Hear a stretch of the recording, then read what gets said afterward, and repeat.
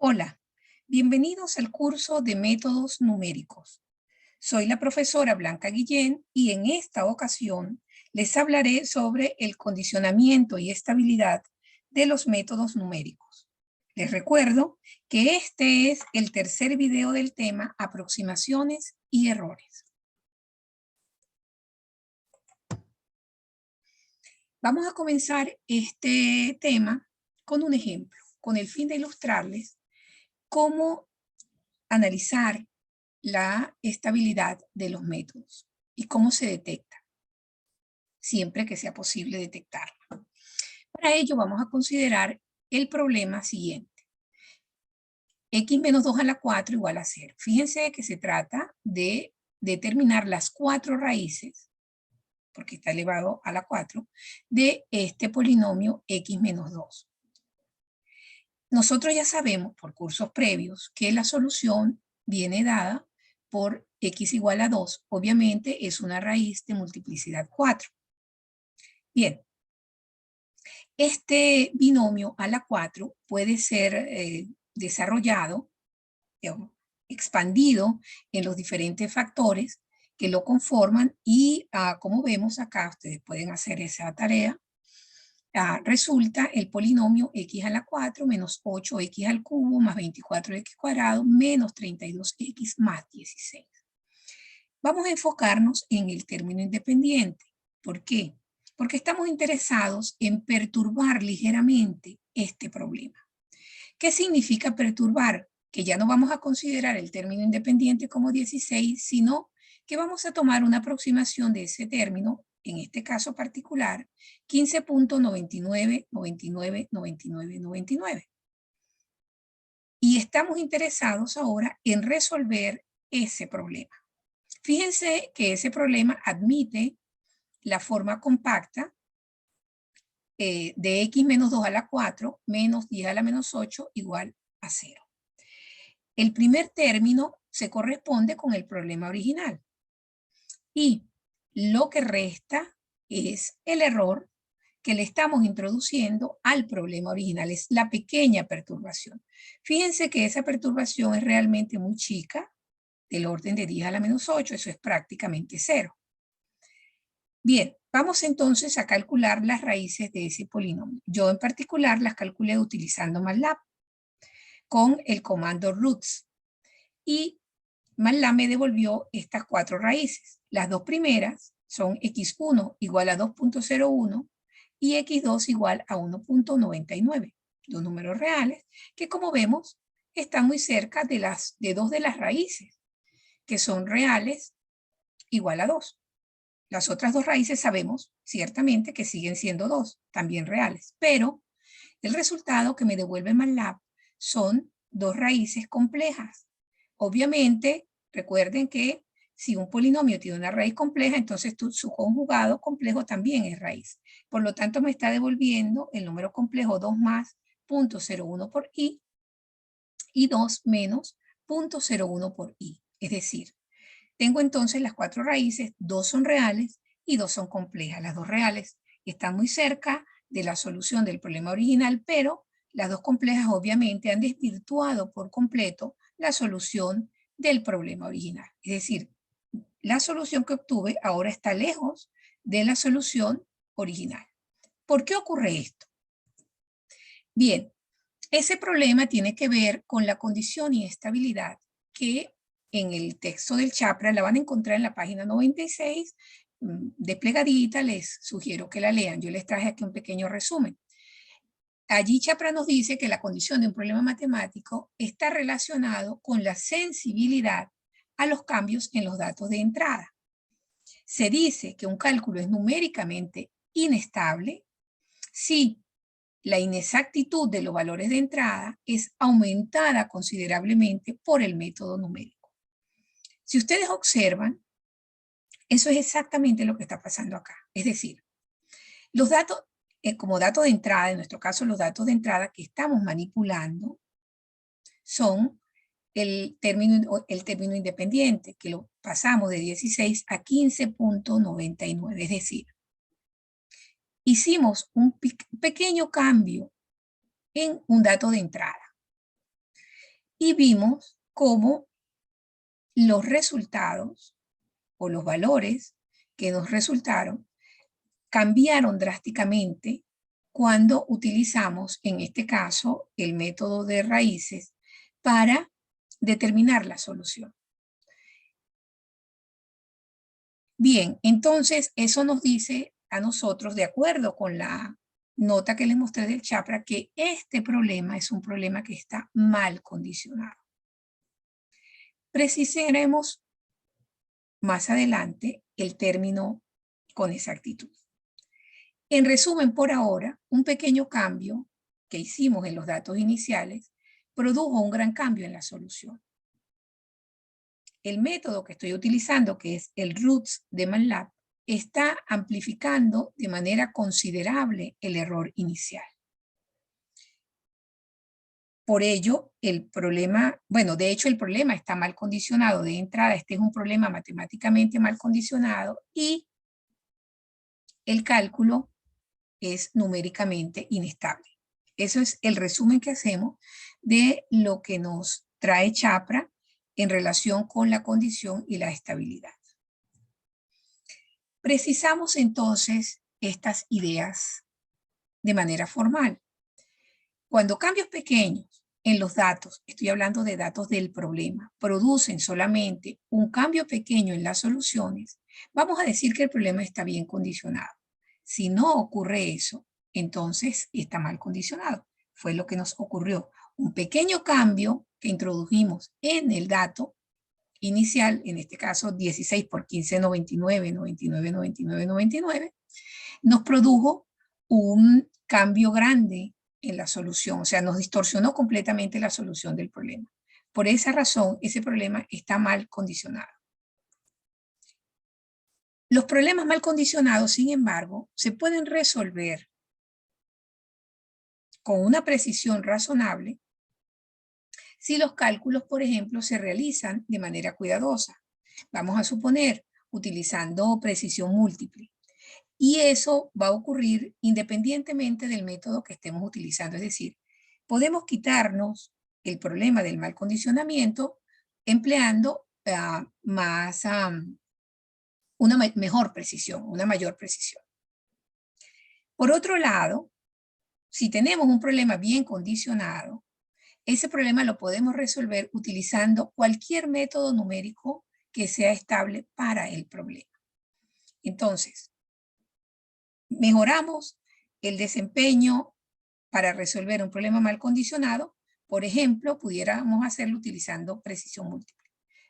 Si el problema no está mal condicionado, no importa el método que utilicemos, siempre los resultados van a ser los adecuados o los que están más próximos a la solución que nosotros esperamos como solución aproximada del problema.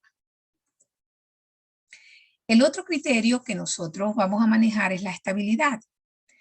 La estabilidad siempre vamos a tratar de imponerla sobre los algoritmos. ¿Y de qué se trata la estabilidad? Bueno, lo que se pretende con ella es que los cambios pequeños en los datos iniciales produzcan cambios pequeños en los resultados finales. Cuando un algoritmo cumple con esta propiedad, decimos que es estable. En caso contrario, decimos que es inestable. Por ejemplo, el algoritmo de Roots que utilicé indudablemente es un algoritmo inestable, porque cuando le entrego el problema perturbado, me está devolviendo otro problema. Mejor dicho, la solución que me está devolviendo es la de otro problema, no la del problema que yo estoy tratando de resolver.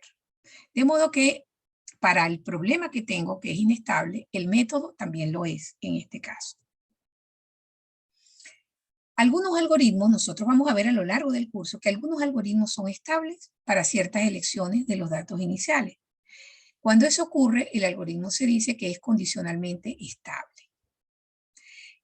A lo largo del curso también vamos a caracterizar las propiedades de los algoritmos en cuanto a la estabilidad siempre que sea posible.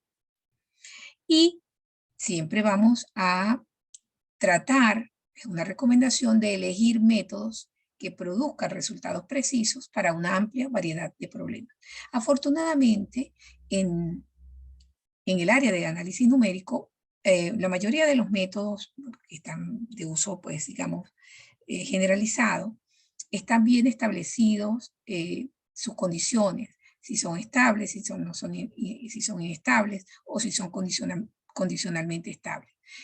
Por lo que nosotros no vamos a tener que preocuparnos demasiado por estos detalles. Siempre los vamos a estar mencionando a lo largo del curso y hay que estar atentos a las dificultades que pueden surgir con un método particular para emplearlo de la manera adecuada. Con el fin de ilustrar un poco mejor o con un poco más de precisión y detalle el problema de la estabilidad, les traigo este ejemplo del Burdén que está en la página 33 de la 7ª edición. Se trata de un problema relacionado con una ecuación recursiva o ecuación en diferencias que tiene esta forma. La solución o el valor de P sub n, que sería como en la iteración n, va a ser igual a 10 tercios por el valor de P sub n menos 1 menos P sub n menos 2. Fíjense que tengo una ecuación que me está indicando qué debo hacer para encontrar los valores de P sub n a partir de dos valores anteriores. Los valores en la iteración n-1 y en la iteración n-2. Este cálculo podemos empezar a hacerlo a partir de n igual a 2. Es decir, cuando n vale 2, estaríamos necesitando el valor de P1, que es 2 menos 1, y el valor de P0, que es 2 menos 2. Ok. Este problema, o esta ecuación de diferencias, tiene solución exacta dada por C1 por 1/3 a la n más C2 por 3 a la n para todos los valores de n, es decir, para n desde 0 en adelante.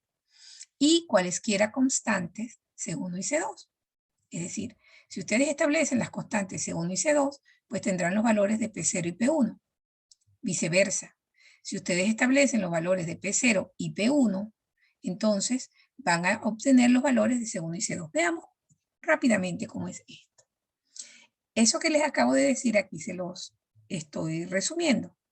En principio, requiero los valores iniciales P0 y P1 para calcular P2. P2 es, cuando sustituyo n igual a 2 acá, 10 tercios por P1 menos P0. 10 tercios por P1 menos P0. Entonces necesito a P0 y P1 para calcular P2. Luego, para calcular P3, fíjense, voy a necesitar a P1 y P2 y así sucesivamente voy determinando los valores de Pn. Por otro lado, cada par de valores iniciales da lugar a una solución diferente. ¿Por qué? Bueno, porque vamos a encontrar valores de C1 y C2 diferentes, como les mencioné hace unos instantes. Por ejemplo, dados los valores de P0 y P1, si ustedes sustituyen aquí para P0, cuando n vale 0, la ecuación se convierte en C1 por 1/3 a la 0, que es 1, más C2 por 3 a la 0, que también es 1. Así que esto será C1 más C2. Si yo conozco a P0, pues puedo entonces utilizar esta ecuación junto con la ecuación de P1, que la obtengo haciendo lo mismo que hice antes, pero con n igual a 1. Y entonces P1 va a ser 1/3 de C1 más 3 veces C2. Tengo dos ecuaciones, dos incógnitas, conozco a P0 y conozco a P1, puedo resolver el sistema de ecuaciones. Eso es la generalidad del ejemplo.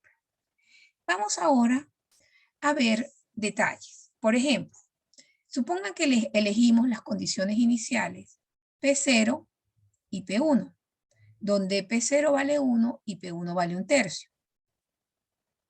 Entonces, P0, que es igual a C1 más C2, va a ser 1, y P1, que es igual a 1/3 por C1 más 3 por C2, y a su vez es igual a 1/3, va a producir las dos ecuaciones con dos incógnitas de las que les hablé, y la solución que yo la determiné, y ustedes pueden hacerla posteriormente, viene dada por C1 igual a 1 y C2 igual a 0.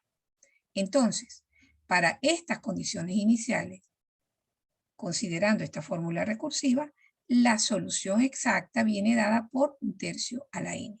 Es decir, yo voy a poder determinar los valores de la ecuación recursiva para todos los valores de n a partir de 2, con P0 y P1 dados, y luego voy a poder saber si esa solución está bien aproximada o no por este método. ¿Por qué? Porque yo conozco la solución exacta. Aquí voy a hacer un paréntesis para informarles que nosotros no siempre conocemos la solución exacta. Este es un ejercicio de laboratorio, donde la solución exacta se entrega con el propósito de poder luego estudiar el error. Pero en general, si yo conozco la solución exacta, ¿para qué voy a querer hallar soluciones aproximadas? Eso quiero que lo tengan en su mente. Bien, hecho ese paréntesis, avanzamos. En resumen, tengo una ecuación recursiva dada por 10/3, el término P sub n lo obtengo como 10/3 por el término anterior menos el anterior, es decir, P sub n menos 2. Y las condiciones iniciales que hemos fijado son P0 igual a 1, P1 igual a 1/3, y esas soluciones nos permitieron obtener la solución verdadera que viene dada por 1/3 a la n para todos los valores de n. Como estamos interesados en estudiar la estabilidad de los métodos, entonces queremos ver qué ocurre si perturbamos el problema. Perturbar este problema, en términos del ejemplo que nos trae el Burden, significa usar aritmética de redondeo a 5 cifras para calcular todos los términos de la sucesión. Eso implica que los primeros 2 términos, obviamente, van a pasar por ese proceso de aproximación. De modo que P0 aproximado, fíjense que estoy usando el sombrero para indicar que estoy aproximando a P0, ahora tomará el valor de 1.00000. Y P1 aproximado, en vez del 1/3, que era el valor exacto, vamos a considerar la aproximación de 0.33333. Cuando nosotros utilizamos esas aproximaciones iniciales y recalculamos los valores de C1 y C2 para esas aproximaciones iniciales, observen que ya no pueden ser los valores verdaderos de C1 y C2. Ahora estoy hablando de unos valores aproximados. Ustedes pueden volver a resolver el sistemita de ecuaciones que vimos anteriormente, pero con los valores aproximados de P0 y P1. Yo lo hice y me dio que el valor aproximado de C1 sigue siendo 1, pero el valor aproximado de C2 ya no es 0, sino que es menos 0.125 por 10 a la menos 5. Sin duda, el valor aproximado de C2 está bien cerca de 0. De modo que tenemos una pequeña perturbación en la condición inicial. Esa pequeña perturbación en las condiciones iniciales, que lo arrancamos con los valores de P0 y P1, pero inciden en el cálculo de S2, pues van a afectar a la solución exacta del problema perturbado. La solución exacta de este problema perturbado entonces ahora es Pn sombrero igual a 1 por 1/3 a la n menos 0.125 por 10 a la menos 5 por 3 a la n. En este contexto, fíjense que la primera parte de la solución del problema perturbado pues coincide con la solución del problema original. Es 1 por 1/3 a la n. Pero este segundo término que aparece ahora, que no estaba en el problema original, viene a ser el error que estaríamos nosotros introduciendo con nuestras aproximaciones iniciales al problema. Es decir, estamos entonces introduciendo una pequeña perturbación al problema original. Esa pequeña perturbación es del orden de 10 a la menos 5 por 0.125 por 3 a la n. Vamos a ver qué ocurre ahora con este problema perturbado. Cuando resolvemos el problema perturbado, es decir, cuando hallamos los términos de la sucesión que nos da la ecuación de diferencias, utilizando a P0 y a P1 perturbados, y aritmética de redondeo a 5 dígitos, entonces los resultados que obtenemos son los que vemos en la tabla 1.5, que la tomé del Burden para no reproducirla completa. Como ustedes observan, aquí se muestran las iteraciones, los valores de n, el valor calculado, aproximado calculado. Bien, fíjense que el primer valor para n igual a 0, esto es P0, es 0.1 por 10 a la 1, era 1. El valor de P1 aproximado es 0.33333 por 10 a la 0. Así lo elegimos. Y calculamos con esta ecuación el valor de P2, el de P3 y así sucesivamente. Como conocemos la solución verdadera, también calculamos los valores de la solución verdadera. Fíjense que estamos calculando el PN sin perturbación. Bueno, esos valores pues son 0.1, 0.33333. Fíjense que en la segunda iteración, cuando n es igual a 2, el error relativo es del orden de 10 a la menos 5, pero a medida que avanzamos, el error relativo comienza a crecer en magnitud y en la iteración 7, fíjense, ya es del orden de 7, mientras que en la iteración 8 ya es del orden de 60, es decir, hay una enorme diferencia, y lo vemos aquí en la tabla, entre el valor aproximado y el valor verdadero. El valor verdadero debería ser de 0.15, o mejor dicho, es 0.15, 542 por 10 a la menos 3. El valor aproximado no está ni cerca, porque ahora está tomando un valor negativo, se ha alejado muchísimo de la solución verdadera. ¿Qué ocurrió? Bueno, veamos, analicemos qué fue lo que ocurrió. Para ello tenemos que mirar un poco más de cerca el problema y la solución. ¿Dónde está el fallo de este cálculo? ¿Qué pasó? Bueno, está relacionado con el comportamiento del error de redondeo. Les recuerdo que el error de redondeo se determina, yo lo estoy llamando aquí E, se determina como la diferencia entre la solución verdadera menos la solución aproximada. Obviamente, la solución verdadera es la que nosotros teníamos previamente, 1/3 a la n, y la solución aproximada es la solución del problema perturbado, la solución exacta del problema perturbado, que también era 1/3 a la n, pero que incluía un término del error que era del orden de 10 a la 5.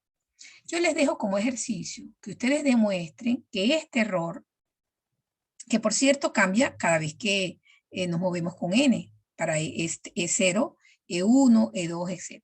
Bien, les dejo como tarea que ustedes demuestren que ese error, bien sencillo, muy fácil de hacerlo, es 0.125 por 10 a la menos 5 por 3 a la n. Y vamos a poner la vista sobre el término 3 a la n. Fíjense que 3 a la n, aunque estos números, 100.125 y 10 a la 5, sin duda es un número muy pequeño, cuando n vale 0, pues será este número. Cuando n vale 1, este número se multiplica por 3. Cuando n vale 2, se multiplica por 9. Cuando n vale 3, se multiplica por 27. Pero cuando n vale 8, el error se ha multiplicado por 3 a la 8. Saquen cuenta de ese número y verán cómo el error va creciendo sustancialmente a medida que nosotros avanzamos en el cálculo de los valores siguientes en la fórmula recursiva. La explicación de este problema, Burden la muestra en la página 34, donde establece de manera formal cuando un error sigue un crecimiento exponencial, cuando sigue un crecimiento lineal y cuál es la diferencia entre ellos. Me voy a permitir leer un momentito lo que nos dice Burden y luego revisamos la tabla, la gráfica. En este caso, Burdett nos dice que supongamos que es 0, el error inicial es mayor que 0. Eso es un error inicial. Y que E sub n representa la magnitud del error después de n operaciones sucesivas, que es lo que nosotros vinimos haciendo. E sub 0 es para nosotros E paréntesis 0. Y E sub n para nosotros es E paréntesis n. Bien, él dice, si el error en la iteración n se comporta como C por n por E sub 0, es decir, una constante independiente de n por n por el error 0, decimos que el crecimiento del error es lineal. Pero si el error de la iteración n se comporta más o menos como C a la n por el error en el paso 0, para alguna constante positiva mayor que 1, el crecimiento del error es exponencial.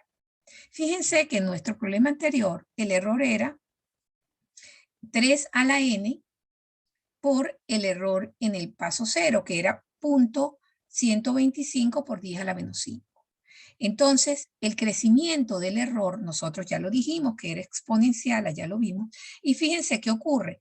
Esto está relacionado con el problema anterior. Cuando el crecimiento es exponencial, ocurre esto. Los valores, a medida que nos desplazamos en n, pues crece el valor de n, el valor del error va creciendo de manera desproporcionada en comparación con el error lineal que es estable. Fíjense que arranca en esta posición y se mantiene, obviamente hay una diferencia con respecto al original, pero no es tan severa como la diferencia que hay en la octava iteración con respecto a el error original. Nos dice Burdett, nos complementa, que el que el crecimiento lineal del error es inevitable, siempre que C y el error inicial sean pequeños. ¿Sí? En nuestro caso, por ejemplo, E0 es pequeño. Quien no es pequeño es C, que es 3 no es tan pequeño. Sin embargo, nuestro error no es lineal, ya lo sabemos. Dice él que hay que evitar, por otro lado, el crecimiento exponencial del error, pues ese término de C a la n crece muchísimo, incluso para valores de n relativamente pequeños. Nosotros estamos hablando de n igual a 8. Imaginen si hubiésemos desarrollado todo ese cálculo hasta n igual a 100. ¿De qué tamaño es el error? Piénsenlo por un momento. Bueno, ese comportamiento del error conduce a precisiones y imprecisiones, inaceptables, sin importar el tamaño de E0. Es decir, cuando el crecimiento es exponencial, no importa cuán pequeño sea E0. Al final, el error va a crecer de una manera exagerada y esos resultados no podemos aceptarlos como solución del problema. Mientras que en el caso de que el error sea lineal, el crecimiento del error sea lineal, pues bueno, esos resultados van a ser aceptables. Bien, allí les dejo acá esto para refrescarles, pues fíjense que el error en el paso 0 era bien chico, 0.125 por 10 a la menos 5, pero luego de 8 iteraciones, entonces calculen cuánto es 3 a la 8 y revisen, comparen qué ocurrió.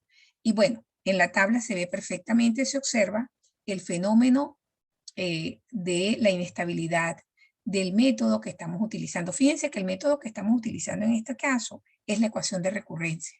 Ese es nuestro método, la ecuación de recurrencia que estamos utilizando. Bien, con eso termino esta clase. Les agradezco su atención, los invito a que revisen los contenidos de manera cuidadosa, complementen la información con lo que tienen en el texto y recuerden que estoy a la orden para aclarar cualquier duda que tengan. Con ello me despido, hasta la próxima clase.